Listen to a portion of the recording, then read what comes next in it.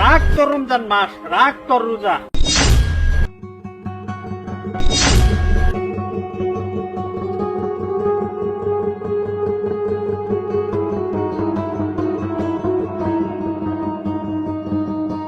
চল বন্ধু। পূজা হয়েছে তোর? হ্যাঁ হ্যাঁ হয়েছে বন্ধু।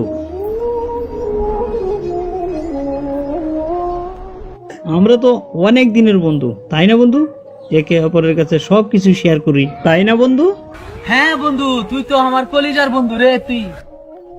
এই দেখতো ওরা হিন্দু মুসলিম তো বন্ধু কিসের? তা আমি কি করব ভাই? তুই যদি ওদেরকে আলাদা করতে পারিস তোকে 500 টাকা দিব।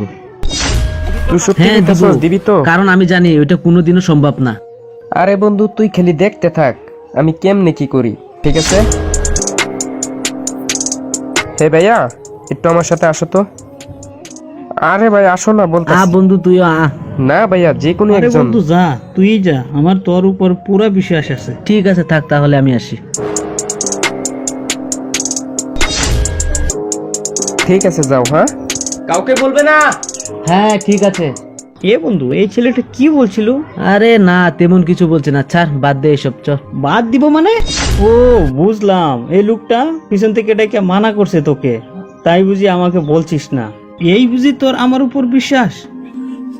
বন্ধু গ্যাংডাল পাতায় তুই আমার খালি দেখতে থাক, ঠিক আছে? আরে কি মন করে তুই বললে? ও এমনি আমাকে ডেকেছে, ডেকে নিয়ে পিছন থেকে বলছে কাউকে বলবি না, এমনি বলেছে, কিছু বলি নাই আমাকে। যদি কিছু তোর নাই বলতো তাহলে তো আমার সামনেই বলতো না। আমি জানি ও অন্য কিছু বলছে, তাই তুই আমাকে বলছিস না। আরে বন্ধু তুই কেমনে ভাবলি রমজান মাসে শুধু আম্মু ফেরে আমি তোকে মিথ্যা বলবো?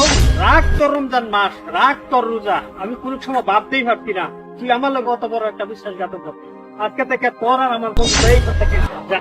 আরে বন্ধু দেখলি আজকের পর থেকে ওদের প্রেম ভালোবাসা সব করতাম মাত্র দেখ মানলাম।